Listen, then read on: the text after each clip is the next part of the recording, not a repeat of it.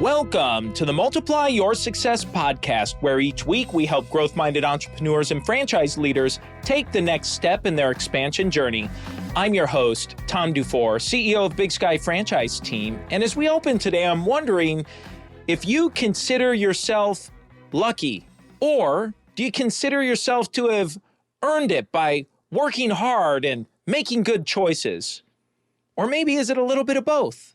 Well, our guest today is Dr. Michael Orkin, and he's a statistics expert, and he shares with us some very surprising insights. Now, Dr. Orkin is a distinguished professor, consultant, researcher, and author with a wealth of experience that offers unique insights into the concepts of chance and luck. He holds a bachelor's in mathematics and a PhD in statistics from the University of California in Berkeley. Throughout his career, Dr. Orkin has made significant contributions to the field of statistics, particularly in the gaming industry, where he frequently serves as a consultant. His extensive research has been published in numerous academic papers, and he has delivered invited talks on these topics, including notable presentations to Google Tech Talks. Dr. Orkin is a Professor Emeritus of Statistics at California State University, East Bay, and he currently serves on the mathematics faculty at Berkeley City College. His expertise and experience make him a leading authority on statistical principles underlying games, chance, and the role of luck in various aspects of life. You're going to find this one really, really fun and interesting. So let's go ahead and jump into my interview with Dr. Michael Orkin. Okay, my name is Mike Orkin, and my official title is I have a PhD and I'm a professor at Berkeley City College in Berkeley, California. But right now I do a lot of consulting. I have my own consulting business, and I also do a fair amount of writing. I've written a couple of books recently, and I'm also have an active Substack account right now. Fantastic. Well, purpose really of wanting to have you on the show is really to start talking about data. And I think the title of your book, I think would be a great place to start. The title is The Story of Chance Beyond the Margin of Error. And I'd love for you to talk about some of what led you just to write the book. I've been in this business, in this game for many years. My PhD was in statistics and probability, and I've been most of my career involved in things involving chance and games. I could do a lot of consulting for game developers who need a professional assessment of whether the game is a game of skill. And so I teach mainly online now. My students, the class I teach is elementary statistics or beginning statistics. And so rather than have the students buy an expensive textbook, 50% of which we never use, I decided I'd use my own material, write my own material, so to speak. Now, I've done this before in the past, but now things have changed a lot. And so I wrote a book. The second edition is out now. It's called The Story of Chance Beyond the Margin of Error. You can get it on Amazon. And I wrote it in such a way that it would be interesting to the general reader, not just to the introductory statistics student. And that makes it interesting to the introductory statistics student as well. It covers a little bit of math, but it's got mainly concepts about chance and elementary statistical topics that are important for anyone who runs a small business or a medium business who doesn't have a team of statisticians working for them. Thank you for that overview. And I know, in speaking of chance and just thinking about the effects of chance, just talk a little bit about that and what that means. Okay, so let me start with a little analogy. The Mega Millions lottery. The Mega Millions, I'll give you a couple of little examples like this. The Mega Millions lottery is played across this country. They changed the rules a little bit a couple months ago, but it's still essentially the same game. But now the minimum jackpot size is $50 million. And the chance of winning it is about 1 in 290 million. And so that is extremely unlikely. You can play, if you buy 50 tickets a week, you'll win on the average of once every about 115,000 years. So it's very unlikely that you win the lottery. But there are winners periodically. Every few weeks, in fact, there's typically a winner. You can't predict exactly which drawings there'll be a winner, but it happens with surprising frequency. Not every drawing. When nobody wins, the jackpot prize gets bigger because the current jackpot rolls over to the next one, so more tickets are sold, and which increases the chance of someone winning. So here's the interesting thing. Why are there winners? Well, there are winners because so many tickets are sold. And that brings up this very important fact about chance that some people call the law of very large numbers, which is given enough opportunity, any weird thing will happen just due to chance. Well, winning the lottery jackpot is certainly a weird thing because it's so unlikely. So any weird thing means very unlikely. That's why there are winners. But so how does that serve as a metaphor for other things? Well, for one thing, it means that if you're going to be successful, first of all, you have to realize that chance plays a role. If you think back on your success points over your career, you will realize that chance was involved. Oh, I just happened to get this particular consulting job that then led into a full-time job that then led into running my business. So chance plays a big role. And in order to have that, you like to use the term multiplier, in order to multiply that chance, you have to put yourself in a position where there's opportunity. So get yourself in a position, you're not going to be able to force things, but you can get yourself in a position where there's opportunity for success. Now, I can't give a magic rule because it depends on what business you're in. But if you just sort of hide away and think, oh, yeah, I'm going to just be great, you have to do stuff. You have to get out there and you have to allow for opportunity to take effect. So that's one thing I talk about. Fantastic. And one of those things that as I'm thinking about the effects of chance, you mentioned the lottery, it makes me also think about data interpretations or maybe misinterpretations. And so I'd love for you to talk about data analysis, analyzing things in that regard. Okay, so Tom, that's an extremely important thing these days because of the availability of data and the availability of software to analyze it. So now everybody can be a data scientist. Doesn't mean that they're particularly good at it, but data is at our fingertips thanks to the internet and thanks to recent advances like computing power, very fast chips, and of course, the emergence of AI. But people can have access to data, and it's a double-edged sword because it's very good, but on the other hand, you can make mistakes in interpreting it. So I'll give you a couple of classic examples. Around the time that the polio vaccine was being developed, a researcher, this was way back in the late 1950s, a researcher discovered, much to his surprise, that there was a positive correlation, a very strong positive correlation between polio incidents and Coca-Cola sales. Now, this was before the vaccine was developed. The vaccine basically wiped out polio, but this was while it was being developed. People were looking around to try to find the causes of polio.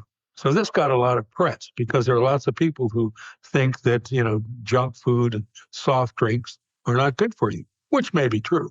However, does it cause polio? Well, that's what this researcher's conclusion was. But further investigation showed that drinking Coca-Cola does not cause polio at all. It has no effect. The problem was this was an observational, but the researchers' study data was correct. It was observational data. And observational data is something in which you can find correlations, but correlation does not mean causation. So that's like the first thing I say to a class. Correlation does not mean causation. In this case, Coca-Cola sales and polio have a strong positive correlation, but there's a hidden variable. That hidden variable is the weather. As the temperature increases, more people drink soft drinks, and the polio virus gets more active. So the weather makes those two things correlated. But they have nothing to do with each other. One does not cause the other. So people make that mistake all the time. People who should know better. I know before the show, we were talking about this octopus's story. Tell us about that. Okay, well, that's a very interesting story. It's a true story. A few years ago, so this story is about predicting the results of European soccer matches. And there was an octopus named Paul the Octopus who was kept at a zoo in Germany. And Paul the Octopus was trained to pick the results of soccer matches. Now, sports betting is one of the most popular gambling activities in the country right now, thanks to FanDuel and DraftKings and online sports betting, which has become available over the last few years. But Paul only picked soccer games, and his handlers would put out 2 bowls of food, one for each team whenever there was a soccer match, especially playoff matches. And whichever bowl of food Paul the Octopus picked, that would be his prediction for the winner of the soccer match. So, okay, great. You can train an octopi are very smart, and you can train them to do things like pick some food out of a bowl, one of 2 bowls. So, it was a publicity stunt. But then Paul picked the winners of 12 out of 14 soccer matches, which has a very low probability of doing it if you're just guessing. So he became famous. And of course, Paul's handlers became famous, got a lot of press. And so the chance of doing that is less than 1 in 100. You could think about it, well, maybe there could be some cheating, like there's always a favorite and an underdog in any sports event. And so maybe Paul's handlers were putting the better food in the favorites bowl. Maybe other things were going on. But still, he picked 12 out of 14, and putting the better food in the favorites bowl was probably wasn't the reason. So what was the reason?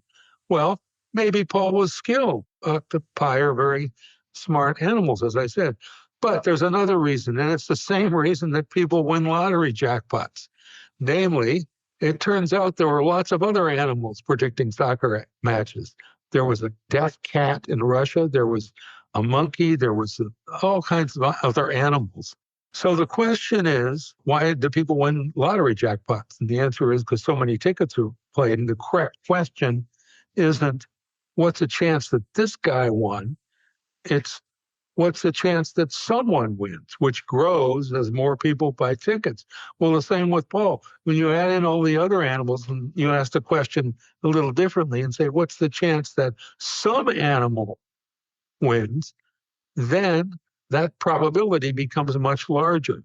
So that's the real explanation of why Paul won. And it's an interesting explanation, same as the lottery explanation, because in this case, if you're just doing things at random, then a winner is determined not just by that winner, not just by Paul and his expertise or by the person who wins the lottery jackpot, but by all the losers.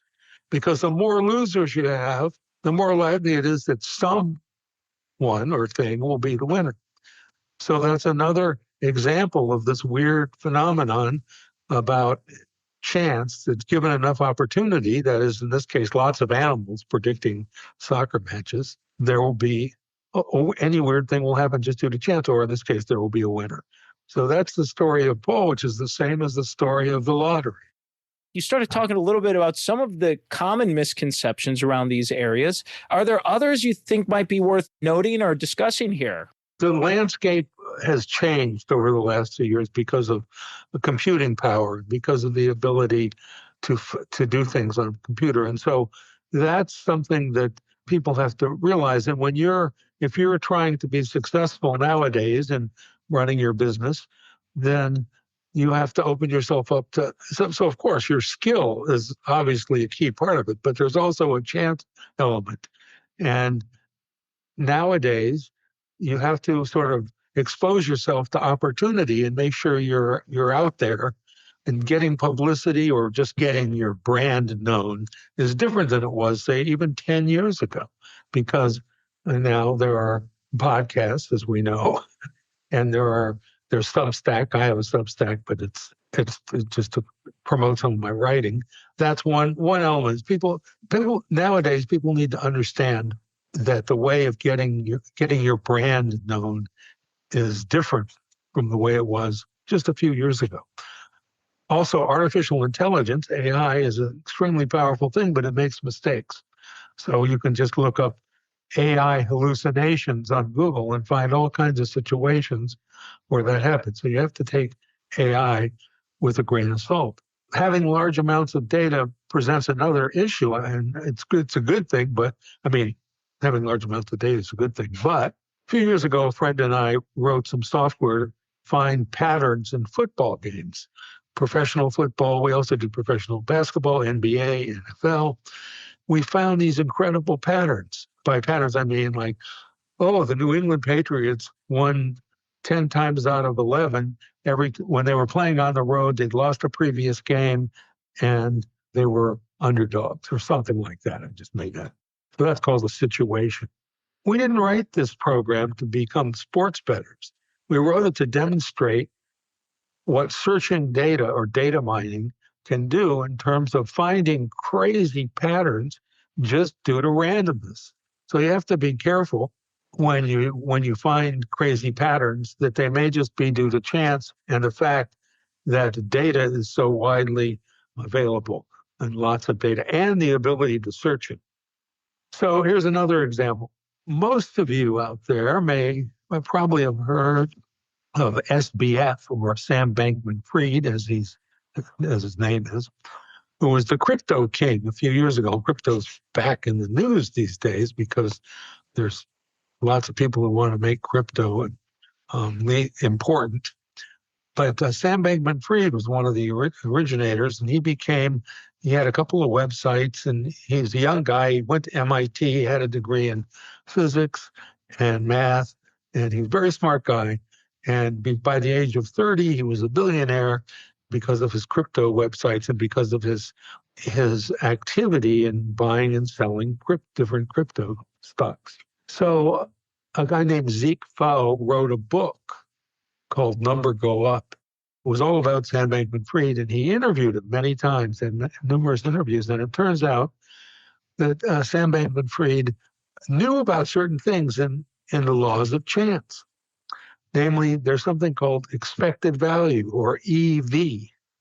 EV means you have a good bet in a certain sense. For example, if I played a game of craps in a casino and bet on 7, I will have negative EV because the casino always makes a profit. So I'm only doing it for fun. I know I'll lose money in the long run. If I bet on 7, there's a 1/6 chance I'll win and a 5/6 chance I'll lose.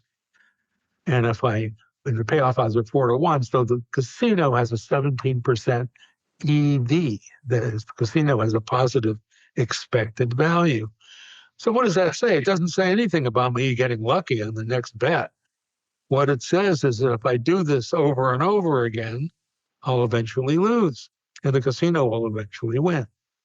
The casino doesn't need to think about eventually, because if there are lots of people playing, they win almost every time. Okay, now, are there any other casino games that give the player a little better opportunity? And one of them is blackjack. Blackjack, for an ordinary player, is basically a slightly negative EV, but people who know how to count cards, and this was first popularized in the early 1960s, can have positive EV. They can have overall about a 2% advantage over the casino in ideal playing conditions, which are hard to find these days. But what does that mean? That means if you keep playing, you'll win in the long run. And Sam Bankman-Fried knew about positive EV. In the stock market, there are many opportunities with positive EV, although it's much harder to compute because you don't really know the probabilities. However, let's go back to blackjack. Let's say you have a 2% chance of winning each hand. It's actually sort of averaged out, but let's just say that. So that means if I play and play and play hours and hours and hours, I'll win. And how much I win depends on how big my bankroll is. But let's say I bet everything I have. Well, even though I have positive EV, if I lose the hand, I'll go broke. And there's a pretty good chance that I will lose the hand. So positive EV is not enough. And Sam SBF didn't realize that, at least according to this book. Well, the book just talked about positive EV. It didn't talk about the fact that you can't just bet everything whenever you have positive EV. So if you have a good game, whether it's in gambling or whether it's trading crypto, doesn't matter. If you bet everything or almost everything, each time you get positive EV, you'll soon go broke and you won't have a chance to make money. And that's the trap that SBF fell into. And he didn't know what was going on because his computations, though usually on the back of a napkin or something, were correct in that he had positive EV, but he didn't consider the fact that even if you have positive EV, you can go broke.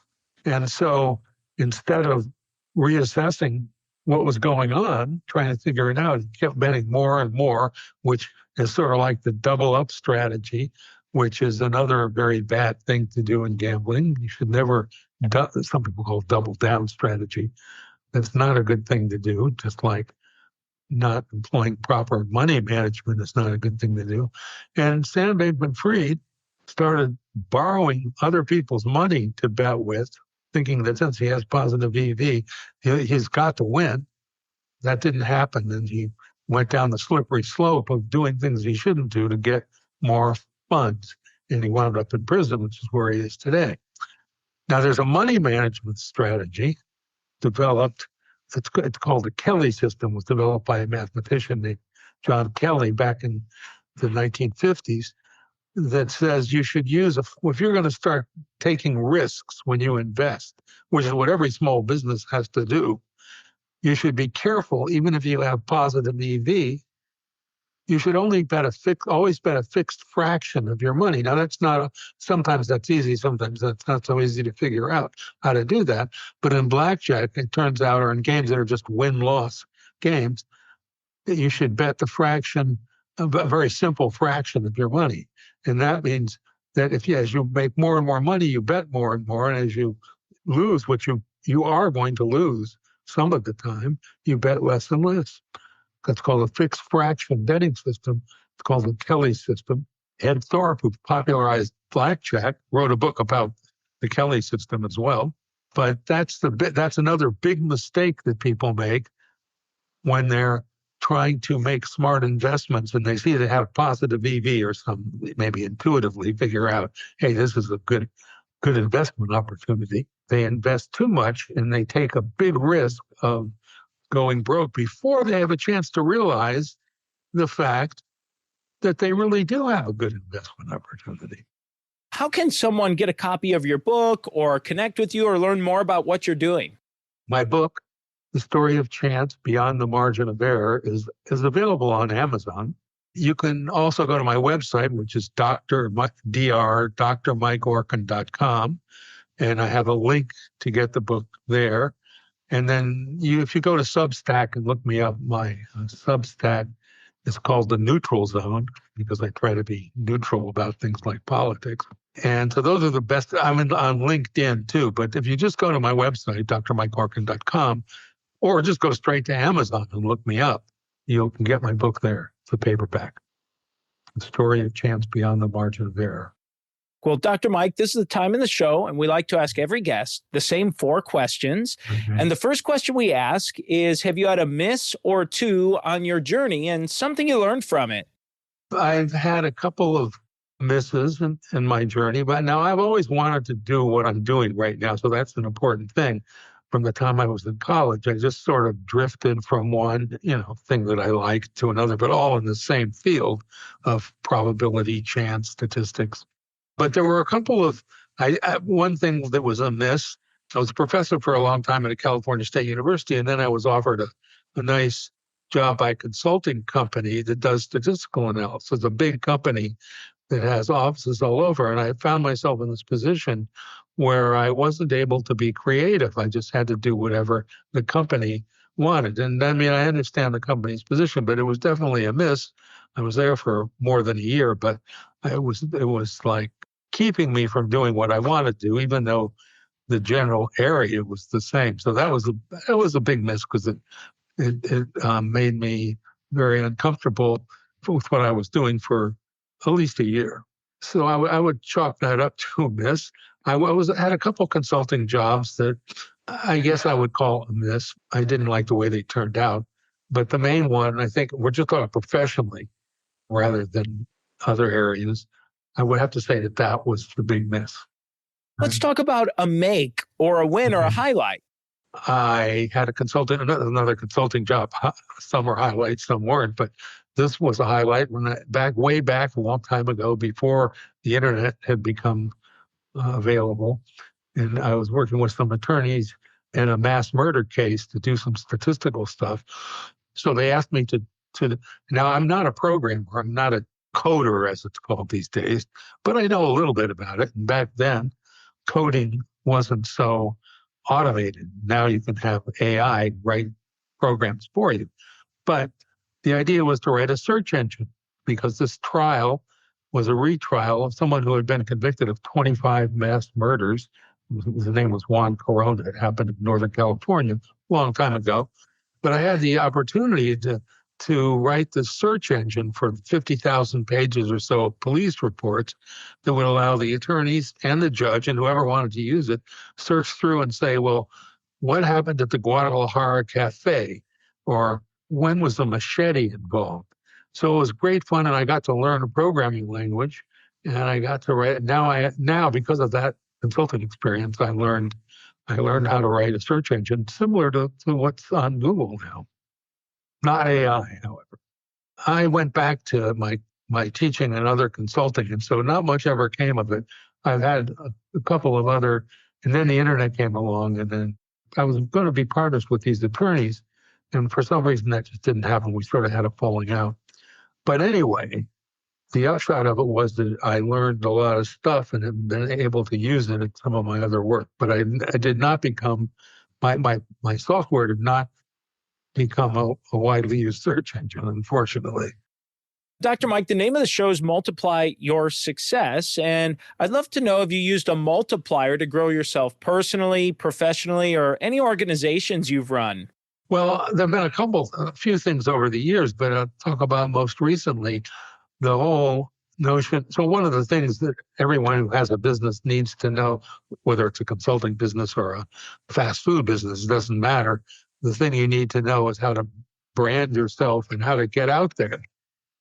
And so the multiplier I've used most recently is just to use the current methods of getting your name out there. One of them is LinkedIn. One of them is Substack. One of them is having your own website. And so people should use the multiplier, use various multipliers. Another multiplier, so-called multiplier, and there's a mathematical definition too, but your definition is things that you've used to multiply your chances of success, is to make sure that if you are uncertain about something or are in need of some kind of support, you should get people who are experts in that area. So in the past, I know people in my world who are experts in various types of statistical analysis. And whenever I feel like, well, this is going to take me a lot of time and I'm not quite sure how to handle certain things, I'll call up somebody and I'll get them on board. And so the famous statistician named John Tukey once said, getting an expert to help you is learning how to think with someone else's brain. And that's sort of true. You should always be open to finding people who are experts in their field and getting them on board to help you, whether it's just for a consulting job or as an employee. And Dr. Mike, the final question we ask every guest is, what does success mean to you? Okay, well, to me, success means that I'm doing something that I really like doing, so that I wake up in the morning knowing that I'm going to do something I really like and that I'm good at, and that I don't have to get another job in order to keep doing what I like doing. So to me, success means finding whatever thing you like doing. And I mean, within reason. I mean, there are certain things. I mean, I used to be involved when I was at college in sports, and I knew that I would never be an Olympic medalist in judo, which was my sport. So what I mean is that you should find something that you like doing and can do it and make a living at it. And so that's a goal that I have followed, and I've sort of achieved that goal. There are I'd like to make some more mathematical discoveries, but I'm not really doing much of that these days because I'm doing stuff that's more out in the new technologies area. That's my definition of success. Dr. Mike, as we bring this to a close, is there anything you were hoping to share or get across that you haven't had a chance to yet? I think I covered most of the bases in my playbook of the types of things that are in my book. There's some things in my book that I talk about that are maybe too long to talk about here. But for instance, I have a chapter in my book called "Was Humpty Dumpty Accident Prone?" And because, of course, he fell off a wall. Why did he fall off the wall? Was he on drugs? Was he drinking? Or was he just accident prone? So I talk about this idea of accident proneness and how it really is similar to talking about luck versus skill. In this case, it's not skill. It's having the predisposition to have accidents. And how do you make that determination statistically? And so that brings, there's one other chapter in my book in fact, a lot of the book is about luck versus skill. And that's what a lot of my consulting involves, and namely writing reports for companies who need to prove that their game is a game of skill. So that's another big question. So I talk about various things like that. So you have to get my book in order to find out the answers, so to speak. Or if you look at my Substack, you'll get short versions without all the math. Dr. Orkin, thank you so much for a fantastic interview. And let's go ahead and jump into today's 3 key takeaways.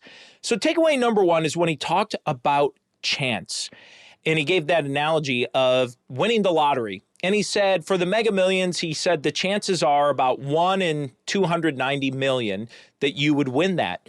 But what I found interesting was the statement that he said, for chance, when it's given enough opportunity, any weird thing will happen due to chance. And he said any weird thing means if it's unlikely.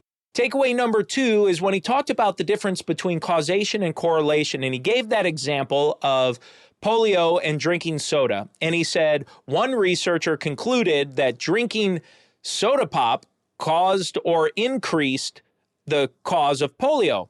However, in that specific conclusion and instance, that was not the case. There was a strong correlation, but not causation. And what they later found out was that it was actually driven by weather, and that as the weather warmed up, more people drank soda, and it also created an environment for polio to spread faster. Takeaway number 3 is when he talked about the fixed fraction betting system, and he described that as the Kelly system or the Kelly bet.